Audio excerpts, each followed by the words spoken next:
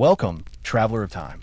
You've entered a realm where kings rise, empires fall, and every crown carries a curse. Today, we journey through the life of one of history's most fascinating monarchs, where love, power, and destiny intertwine. There are names in history that echo like thunder: Caesar, Alexander, Charlemagne. And yet, among them stands one man whose story feels both ancient and startlingly modern. A soldier born of revolution, who built an empire not from bloodline, but from will. A conqueror who bent Europe to his command, and a man who believed that destiny itself was his to master. His name was Napoleon Bonaparte, but every rise carries within it the seed of its fall. And the question that haunts the centuries is not how Napoleon conquered the world, but how the world conquered him. What truly caused the Napoleon Bonaparte downfall? Was it ambition turned to madness? Betrayal by allies and fate? Or was it, perhaps, the inevitable punishment of a mortal who dared to dream like a god? To answer that, we must return to the beginning, to the rugged island of Corsica, where a restless wind forever whispers of rebellion. It was here, in 1769, that a child was born beneath the shadow of foreign rule. France had just claimed the island, and its people seethed with resentment. The Bonapartes were minor nobles, poor in coin but rich in pride. His mother, Letizia, was fierce and devout. His father, Carlo, a lawyer torn between loyalty and resistance. From the start, Napoleon was an outsider, too French for Corsica, too Corsican for France. He spoke little, watched everything, and dreamed endlessly. His teachers would recall a boy who could not bear injustice. His classmates saw only a strange accent and a sharper mind than theirs.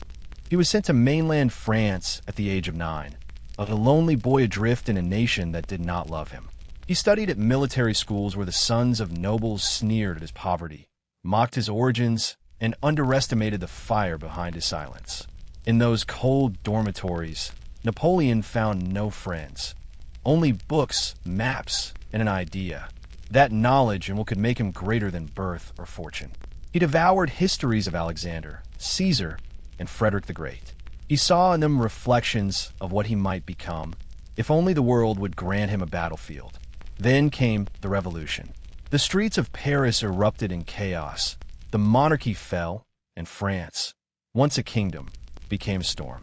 The guillotine rose like a new altar, and all of Europe looked on in horror. But to Napoleon, the revolution was not chaos. It was opportunity. The old world was crumbling. New leaders would rise from its ashes, and he would be among them. As a young artillery officer, he was precise, calculating, and bold beyond measure. In 1793, during the siege of Toulon, the British held the city, a dagger aimed at the heart of the Republic.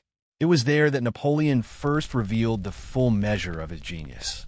He placed his cannons not where others would, but where no one dared. He read the terrain like scripture, saw the invisible lines of advantage, and unleashed fire upon the enemy with devastating effect. Toulon fell, and with it, the world's ignorance of his name. He was 24. France was starving, terrified, and searching for saviors. And they found one in him.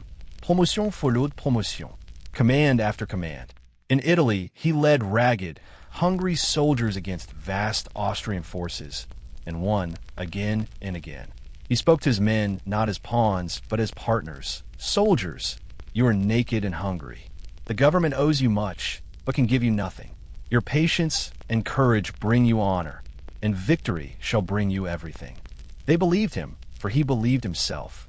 In battle, Napoleon was everywhere, riding through smoke, calculating trajectories, predicting enemy movements with impossible accuracy. He moved armies like a chess master moves pawns, each step precise, inevitable. In a single campaign, he crushed one of Europe's oldest powers and rewrote the art of war itself. But more than victory, he sought control, over destiny, over nations, over his own myth. He wrote reports for Paris that turned skirmishes into epic tales, transforming himself from general to legend. Newspapers carried his name like a promise of salvation. Women whispered it. Men cheered it. The people, exhausted by revolution and blood, began to believe in one man again. Not in kings or councils, but in Napoleon. When he returned from Italy, he was adored. When he returned from Egypt, he was inevitable. In 1799, France was collapsing under corruption and confusion. The ideals of liberty and equality had decayed into fear. Armies mutinied, politicians lied, and the Republic was dying in its own contradictions. Napoleon arrived in Paris not as a servant of that republic, but as its remedy. In a swift and bloodless coup, he seized power, declaring himself first consul. He spoke of restoring order, of guiding France toward greatness. The people welcomed him as if fate itself had intervened. And perhaps it had. For history, like war, favors the bold, and Napoleon was bold enough to believe he was history's chosen hand. He worked without rest, reorganizing government, law, and education. He drafted the Napoleonic Code, a system of civil law that would outlive empires. He turned chaos into structure, ideals into institutions. And yet, beneath his reforms, a storm gathered. For order, to him, was only a stepping stone to dominion. He was 30. The revolution was over. France, once the enemy of kings, would soon have won again. By the year 1804, Napoleon had achieved what seemed impossible: stability, prosperity, and control. The nation adored him. The army worshipped him. But adoration is a dangerous fuel. It burns bright, and it consumes. Under the golden dome of Notre Dame Cathedral, before the eyes of God and the world, Napoleon Bonaparte crowned himself Emperor of France. The Pope stood by as a witness, not a master. And in that single gesture, the self-crowning, he declared that no power, divine or human, stood above his will.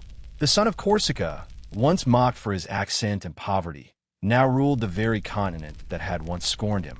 Europe trembled. The kings of old watched in disbelief as a common soldier rose higher than blood, higher than God, and higher, perhaps, than destiny itself. But even as the crown touched his head, the shadow of his fall began to stir. For the higher a man climbs, the more violently the world conspires to bring him down. And so begins the legend of Napoleon Bonaparte's downfall, not in defeat, but in triumph. For history's cruelest trick is that it lets us believe we have won, right before it takes everything away. Power, once tasted, becomes a hunger that no victory can satisfy. In the first years of his rule, Napoleon Bonaparte was more than a man. He was an idea. The revolution had promised equality and justice, but he promised something far more intoxicating: glory. France, weary of chaos, gave him everything. In return, he gave them empire. He ruled with relentless precision, a mind that saw not people but systems, not borders but possibilities. Ministers feared his silence. Generals admired his speed. Diplomats found him impossible to deceive. He seemed to live several lives at once: legislator, administrator, warrior, and myth. At dawn, he reviewed armies. By noon, he rewrote constitutions. And at night, he dictated letters and decrees that would change the shape of Europe. The machine of empire began to move, each cog turning in perfect rhythm with his will. In his mind, he was not simply ruling France. He was rebuilding civilization. Yet, even as he built, he began to destroy. Freedom, the sacred child of revolution, became a hostage of order. The press was silenced, dissent punished, and surveillance crept through the veins of the state. Napoleon did not rule through terror, but through inevitability. He made obedience feel rational, loyalty feel natural, and his dominance, destiny. Still, for the people, there was prosperity. For the first time in decades, France had stability, growth, and pride. Industry flourished, roads expanded, schools multiplied. The people saw in him a savior, and Napoleon, ever the student of human nature, knew that gratitude was the most dangerous illusion of all. It binds stronger than fear, yet it fades faster than love. He needed victories to feed it. Europe watched in alarm. Monarchs whispered in secret alliances, and the old order, humiliated by this Corsican upstart, plotted revenge. But before they could strike, Napoleon moved first. The years that followed would be written in the language of thunder and fire. Austerlitz, 1805, his masterpiece. Two empires stood against him: Austria and Russia, united by fear and pride. The morning was cold, the mist thick. The Allies believed they had outmaneuvered him. They had not. From the heights of the Pratzen Plateau, Napoleon unleashed a deception so precise it bordered on divine. He lured his enemies into weakness, then shattered them with a counterattack so swift that the sun itself seemed to rise at his command. By nightfall, the coalition lay broken, their flags trampled beneath French boots. As the news reached Paris, church bells rang for days. The people called him the son of Austerlitz. The world began to call him invincible. But invincibility is a drug.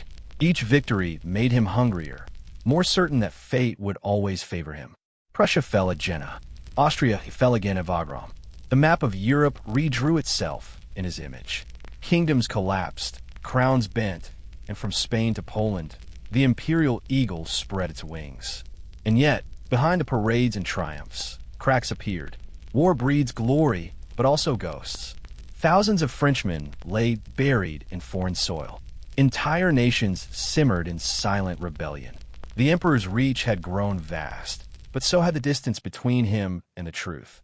Josephine, his beloved, once his anchor, began to drift away. She had no heir to give him, and in the logic of empire, love could no longer compete with lineage. In 1809, he divorced her, a decision he described as necessary, not cruel. But necessity, in Napoleon's world, was a word often used to hide the ache of ambition. He married Marie-Louise of Austria, daughter of the very dynasty he had humbled. It was both a political alliance and a symbolic conquest, the child of the revolution, now wedded to the blood of ancient kings. But in that union, many saw betrayal. The emperor who had sworn to destroy monarchy was now its brother. Still, France rejoiced. A son was born, the King of Rome. Napoleon had secured a dynasty. He believed the future belonged to him, bound by blood and iron. But destiny is no loyal servant. Across Europe, hatred simmered. Spain rose in rebellion, a brutal, endless war that devoured men and morale. The British, unyielding at sea, struck his empire where it hurt most, its trade. And in the east, one man waited, the only monarch Napoleon had not yet broken. Alexander I of Russia. They had once been allies, united in their desire to divide the world. But alliances built on ambition are castles built on sand. When Napoleon demanded that Russia submit to his continental blockade against Britain, Alexander refused. Pride einser ne pride. Napoleon saw defiance. He would see ashes. In 1812, he gathered the greatest army Europe had ever seen. The Grande Armée, 600,000 strong, drawn from every corner of his empire. He believed it would take one campaign to bring Russia to its knees. It would instead bring him to his own.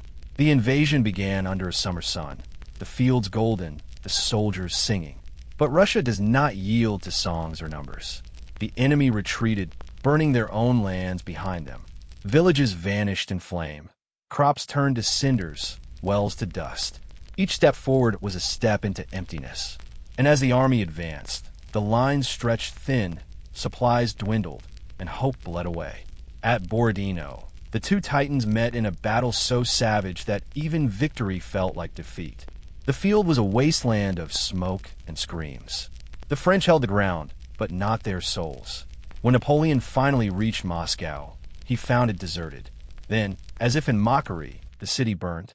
Flames consumed the skyline. The empire's dream turned to ash. He waited for peace, for the Tsar to yield. But none came. Winter did. It descended like vengeance. Snow buried the dead where they fell. Frost turned living men to statues. Horses collapsed in their traces. Cannons froze in place. Hunger, disease, and despair devoured the Grande Armée. Those who survived the cold met the Cossacks' blades. The emperor who had marched into Russia as a god returned as a ghost. His army reduced to a fragment of its glory. When he crossed the Niemen River again, only a few thousand remained. The rest lay buried beneath the white silence of the steppe. The illusion of invincibility was gone. The Napoleon Bonaparte downfall had begun, not in defeat, but in the slow, merciless unraveling of belief. For the first time, he had met a foe he could not outthink, outfight, or outlast. It was not Alexander, nor winter, nor war. It was the weight of his own ambition, The invisible empire he had built within himself, now collapsing from within. As he looked upon the survivors, hollow-eyed, frostbitten, broken, Napoleon understood, if only for a moment, the cost of trying to rule the world. He had won everything, and lost the only thing that makes victory worth having, the ability to stop. The emperor's coronation in Notre Dame de Paris was unlike anything France or Europe had ever seen. Beneath the golden arches of the cathedral, Napoleon Bonaparte, once the poor Corsican artillery officer, now stood wrapped in imperial robes of crimson and white. The air was thick with incense and anticipation. Pope Pius VII waited to place the crown upon his head, but Napoleon, in a gesture that would echo through centuries, seized the laurel himself and set it upon his brow. It was a declaration to the world. I'm the maker of my own destiny. The crowd erupted. Paris trembled beneath the thunder of cannons. And so began the reign of a man who believed himself not just chosen by fate, but by reason, by merit, by the very logic of history. Yet even then, within that cathedral, seeds of downfall had already been sown. Napoleon's empire was built on brilliance, but brilliance burns hot, and nothing that burns forever survives untouched. His wars remade the map of Europe. The Holy Roman Empire dissolved. New kingdoms rose in his image. Old monarchies bowed before his armies. Every victory fed the illusion of invincibility. At Austerlitz, the battle of the three emperors, he destroyed Austria and Russia in a single, devastating day. Soldiers spoke his name as if invoking a god. His enemies called him the ogre of Corsica. Yet even they feared and admired the sheer intellect that turned chaos into strategy. But behind the triumphs, behind the golden eagles and victory marches, there were cracks. His brothers, installed as kings across conquered lands, ruled with incompetence and greed. His marriage to Josephine, once a love story of passion and obsession, began to crumble under the weight of political necessity. She could not give him an heir. In her tears and silence, he saw a weakness, something he could not abide, even in love. When he annulled their marriage, he did so with the cold resolve of a man waging war on his own heart. In 1810, Napoleon married Archduchess Marie-Louise of Austria, binding France to its old enemy. It was a marriage of calculation, not affection. Yet when his son, the King of Rome, was born, Napoleon wept. For the first time, he believed his empire eternal. His son would inherit not merely a throne, but a world transformed by his will. And yet history, as ever, delights in irony. While Napoleon tightened his grip on Europe, the very power he had forged began to conspire against him. Spain turned into a bleeding wound, a guerrilla war that drained his armies and his spirit. Britain's navy strangled France's trade, turning the seas into a prison. And far to the east, a vast empire stirred. The Russian bear, wounded but not slain. When Napoleon marched into Russia in 1812, he led the largest army Europe had ever seen, over 600,000 men. They crossed the Niemen River under banners that glittered like the sun. He called it the Second Rome, the final conquest that would cement his legend forever. But destiny, which had once smiled upon him, began to look away. The Russian campaign was a symphony of silence and snow. Villages burned before his men could reach them. Fields were stripped bare. The enemy refused to fight. Napoleon's genius thrived on battle, but here there was none. Only endless retreat into a land that devoured armies whole. When they finally reached Moscow, it was empty, a ghost city set ablaze by its own people. Napoleon stood in the Kremlin, surrounded by fire, the orange glow reflecting off the marble columns. For the first time, he hesitated. He waited for a peace offer that never came. Winter descended like a curse. Temperatures plunged below freezing. Horses died by the thousands. Soldiers stumbled barefoot through snow, their breath crystallizing in the air. The once great Grande Armée, a machine of conquest, was reduced to a procession of specters. Out of 600,000 men, fewer than 100,000 would return. The rest were claimed by frost, hunger, and despair. Napoleon rode among them, silent, wrapped in a worn greatcoat. The Emperor of Europe, reduced to a weary man among ghosts. Yet even then, his mind never ceased calculating, never ceased believing. The Russians, he said coldly. "We'll pay for every life lost here." But deep down, he knew something had changed. The stars no longer aligned with his ambition. Fate had turned her gaze elsewhere. When he returned to Paris, the illusion of invincibility shattered. The world smelled blood. The Great Alliance, Britain, Prussia, Austria, Russia, rose again, united not by friendship but by fear. They would crush the man who had crushed them all. In 1813, at Leipzig, the Battle of Nations, Napoleon faced the reckoning. His armies, though magnificent, were outnumbered and exhausted. Cannon smoke turned the skies black. Rivers ran red with the blood of empires. He fought with desperate brilliance, but the tide could not be turned. His allies abandoned him. His marshals hesitated. The once golden crown began to rust. In the aftermath, his empire began to crumble, like marble struck by lightning. France itself, weary from years of war and hunger, began to whisper the unthinkable: peace. By 1814, the Allies marched on Paris. Napoleon, cornered, begged his generals for one last stand. They refused. "The army has had enough," one said quietly. For the first time, his command, once absolute, meant nothing. He abdicated his throne, and thus, the Emperor of Europe was sent into exile. His new kingdom, a small, wind-lashed island called Elba. It was a cage too small for a man who once ruled a continent. From his balcony, Napoleon would stare across the sea toward France, his lost creation. He oversaw local roads, built small ships, played emperor to a handful of followers. But in his eyes burned the same unyielding flame. "They think they have buried me," he whispered one night, gazing into the horizon. "But I am the storm." And the storm was not yet done. For destiny, like a restless tide, was about to carry him back once more to the shores of France. In the spring of 1815, the sea whispered his name again. The waves around Elba shimmered under the sun, carrying rumors of unrest across Europe. Kings who once trembled before him were now squabbling over the spoils of his empire. In Paris, the Bourbon monarchy had returned, draped in silk and arrogance, undoing every reform he had built. The people who once cheered his name now lived in silence and hunger. Napoleon watched and waited. On the evening of February 26th, 1815, he gathered his small retinue, barely 1,000 men, and spoke the words that would shake the world once more. "Soldiers of France, we have been banished by cowards. Shall we not return home?" He boarded a small ship, L'Inconstant, and set sail onto the stars. The sea was calm, almost conspiratorial, as if fate herself guided the sails. When he landed on the French coast near Cannes, the world gasped. The eagle had returned. No army could have stopped him. Soldiers sent to arrest him knelt instead, shouting, "Vive l'Empereur!" Villages lit fires in his honor as he marched north. With every step, his legend grew again. In Paris, King Louis XVIII fled before him without a fight. On March 20th, Napoleon entered the Tuileries Palace once more.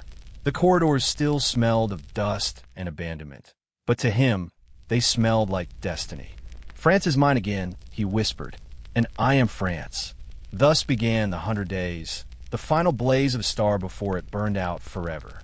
But the world had changed. Europe had no intention of forgiving him twice.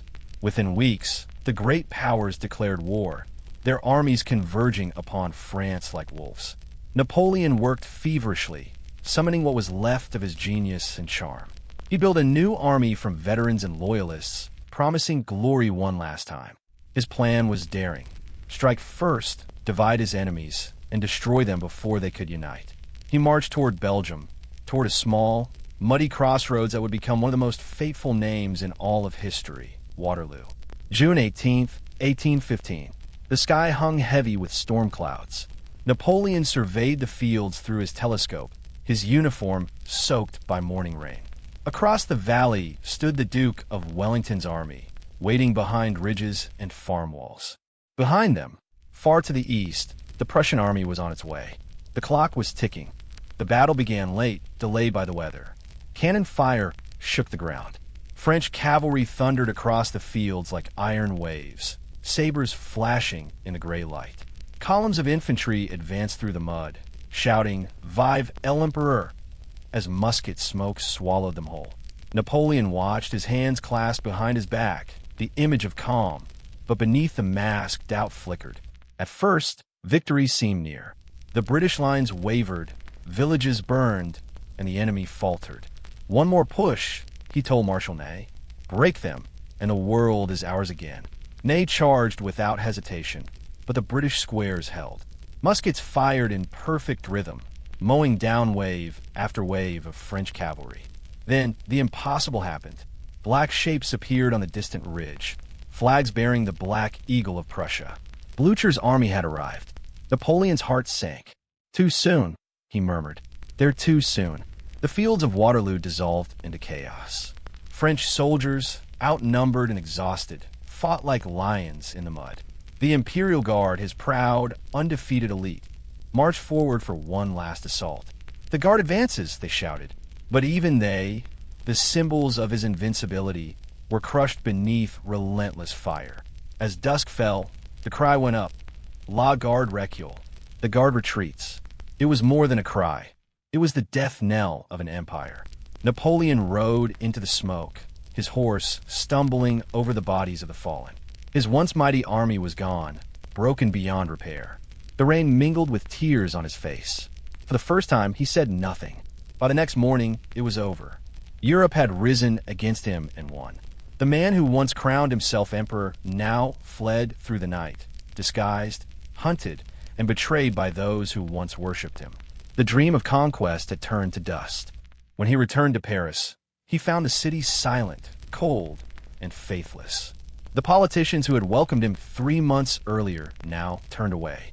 His empire, resurrected from nothing, was dead once more. He offered to abdicate again, this time in favor of his son, but even that was denied.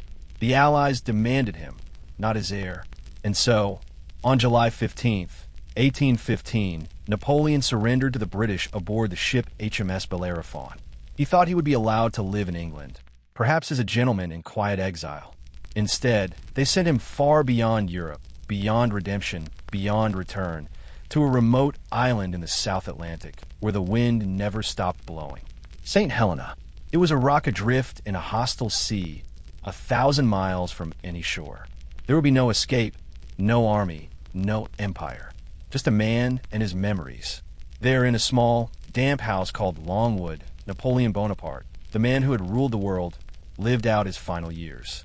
His body grew weak, his stomach ravaged by pain, but his mind never stopped marching. He walked the island's cliffs, staring across the endless ocean, seeing not waves but maps. Maps of the world he once controlled, now beyond his grasp. He dictated his memoirs to a few loyal companions, turning defeat into legend. History, he said, is the version of past events that people have decided to agree upon. But I shall write my own. Sometimes he would stand at the window at night, the Atlantic wind howling through the shutters, and whisper to himself, France, Josephine Destiny. His hands would tremble as he traced the outline of his son's name upon the table. They will remember me, he murmured. They must. In the silence of exile, he became both ghost and myth. To some, a tyrant. To others, a hero. But to history, something far more haunting. A man who reached for the sun and found it burned. And so, on May 5th, 1821, as the storm raged outside, Napoleon Bonaparte drew his last breath on that lonely island. His final words were not of war or glory, but of love and home. France, army, head of the army, Josephine, the emperor of Europe, was gone. But his legend, his curse, his brilliance, his downfall, was only beginning. The island of Saint Helena lay silent in the wake of his death. The sea that had once carried his armies to glory now murmured softly against the cliffs, as if whispering a requiem. The man who had shaken thrones, broken dynasties, and redrawn the face of Europe was gone, reduced to a body wrapped in simple white cloth, guarded by the wind and the gulls. They buried him in a valley he had chosen himself, a place he called the Valley of the Geraniums. The soil was foreign, the stone plain, yet the air carried a strange dignity. British officers who once feared him now stood in mourning silence. The man they had caged had somehow transcended his captors. Even in death, Napoleon Bonaparte commanded respect. But death did not end his empire. It merely changed its form. News of his passing spread like fire across the continent. In France, old soldiers wept in taverns. Women placed violets, the emperor's flower, on hidden altars. Children whispered his name as if invoking a legend. The Bourbons, restored to power, tried to erase him from memory. But how does one erase a storm? His image lingered on medallions, in songs, in the secret hearts of those who once followed him through fire. The British guards on Saint Helena noted something strange. The more his body weakened, the more his myth grew. He spoke of destiny until his last breath, and in doing so, he ensured it. Napoleon Bonaparte, the man, was dead. But Napoleon, the idea, the unbreakable will of one man to bend the world, was immortal. Years passed. Europe rebuilt itself, stitching together the wounds of empire with treaties and fragile peace. Yet beneath the surface, his ghost remained.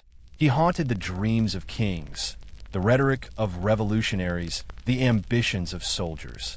Every generation that rose after him measured itself against the shadow of that one man from Corsica. In 1840, nearly 20 years after his death, France demanded his return. King Louis Philippe, seeking to calm a restless nation, agreed. The British relented. A ship, La Belle Poule, sailed to Saint Helena, its sails black in mourning. They opened his tomb and found his body perfectly preserved, untouched by time. The sailors wept. It was as if even death had refused to claim him fully. When his coffin arrived in Paris, millions lined the streets. Snow fell lightly as the casket passed beneath the Arc de Triomphe, the monument he himself had commissioned to celebrate his victories. The same city that had once betrayed him now cried his name again. Vive l'Empereur! Echoed through the boulevards. His remains were laid to rest beneath the golden dome of Les Invalides, a tomb fit for a god. But what truly was he? A god, a tyrant, a visionary, or all at once? Historians would argue for centuries. Some saw him as the embodiment of modern ambition, the man who shattered the chains of monarchy and raised merit above birthright. Others called him a monster, drenched in blood, consumed by power. The truth lay somewhere between glory and ruin. He was both creator and destroyer, an architect of destiny who built his empire on the bones of millions. Yet even his critics could not look away. There was something magnetic in his fall, something profoundly human. The same fire that lifted him to greatness was the fire that consumed him. He had reached too high, and in doing so, touched something divine and doomed. For what is greatness without consequence? What is victory without the shadow of loss? Napoleon's story became a mirror in which the world saw itself. Its hunger for power, its thirst for meaning, its inability to resist the seduction of destiny.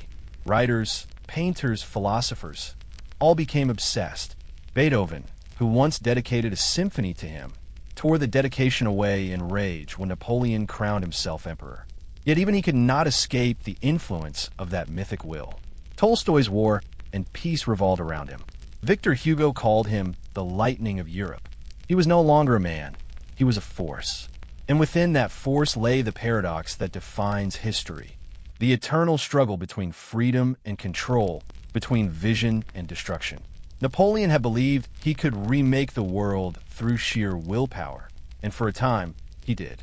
But the world, ever patient, reminded him that empires, no matter how vast, are fragile things. Still, centuries later, his legacy endures. In military academies across the world, generals study his campaigns. In political halls, leaders invoke his name when speaking of greatness or warning against ambition. His laws, the Napoleonic Code, remain the foundation of modern civil society across nations. His influence threads through time, subtle and inescapable. But there is a darker echo, too. Every tyrant who rises believing himself chosen by fate walks the same path Napoleon once did. Each one mistaking the crown for destiny. Each one forgetting the truth he learned too late. That even the strongest cannot conquer mortality. On quiet nights in Paris, beneath the dome of Les Invalides, the air grows still. The golden tomb gleams faintly under soft lights. Tourists pass in reverent silence, unaware that beneath their feet rests a man who once commanded the world. Some say, if you listen closely, you can almost hear his voice, the whisper of a dream that refused to die. I wanted to rule through reason, it murmurs. But men obey only myth. The irony is eternal. The man who tried to control history became its prisoner, his story retold by every generation that cannot look away from the spectacle of his fall. For what is the downfall of Napoleon Bonaparte, if not a reflection of humanity's own downfall? Our endless hunger for power, for meaning, for immortality. And so, his legend endures, not as warning, not as praise, but as inevitability. Because somewhere in every soul lies a spark of that same fire, the desire to rise, to conquer, to leave a mark upon the world, and a tragic blindness to the cost it demands. Centuries later, the echoes of Napoleon Bonaparte's downfall still haunt the ruins of history. His empire lies buried, his soldiers forgotten, yet his shadow lingers, vast, defiant, and unbroken. And though the crown fell from his head, his story remains a crown upon the brow of history itself, brilliant, cursed, and eternal. If stories like this fascinate you, don't forget to like and subscribe. More untold tales of history await you.